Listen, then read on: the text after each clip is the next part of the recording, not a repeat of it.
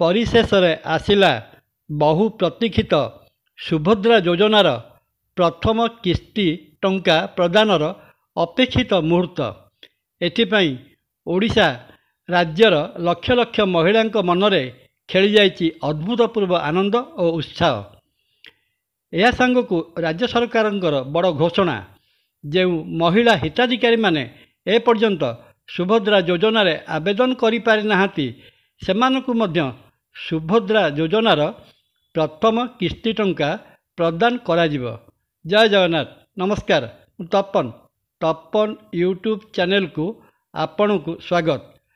आम राज्यर महिला मानकु आर्थिक भाव सशक्त करिबा तथा आर्थिक स्वावलंबी करिबा पई राज्य सरकारंकर ए जुगान्तकारी पदक्षेप ओडिशार प्रत्येक कोण अनुकोण रे अनुभव करि हेउछि। सुभद्रा योजना को नहीं महिला मानक मन भितर खुशी और उत्कंठा राज्यर सबु जगार बारी होई पड़ुछि। सुभद्रा योजनार प्रथम किस्ती 5,000 टंका महिला हिताधिकारी मानकु प्रदान करने आसंता काली आसुचंती देशर प्रधानमंत्री श्रीयुक्त नरेंद्र मोदी। प्रथम थर रे एथिपाई 10 लाख महिला हिताधिकारी मानकु प्रथम किस्ती टंका 5,000 टंका प्रदान कराजिबो।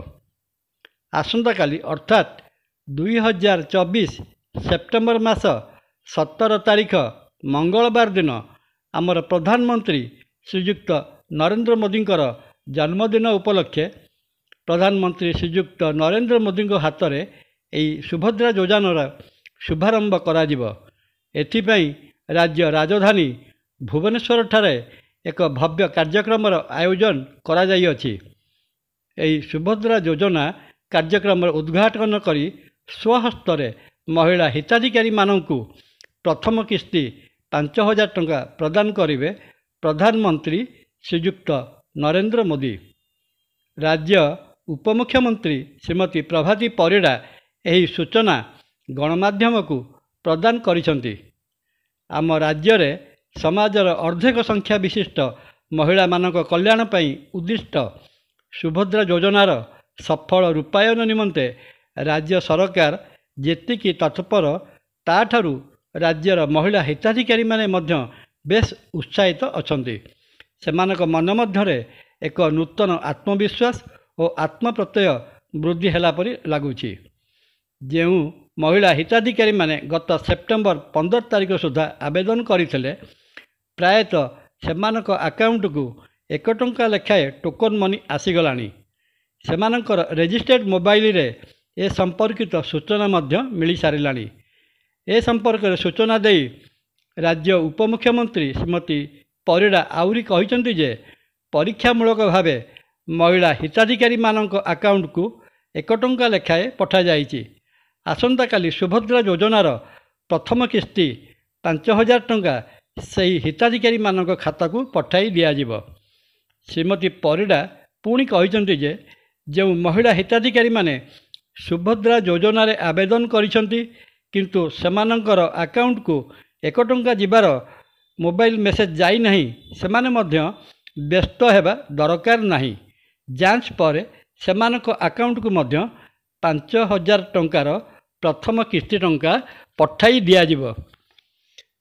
उपमुख्यमंत्री श्रीमती परिडा सुभद्रा योजना विषय रे आहुरी एक बड़ घोषणा करने को जाई कहिसंती जे जो महिला हिताधिकारी माने ए पर्यंत सुभद्रा योजना रे आवेदन करि पारि नाहांती सेमाने मध्य सुभद्रा योजनार प्रथम किस्ती 5,000 टंका पाई पारिबे। एथिपई व्यस्त हेबा दरकार नाही।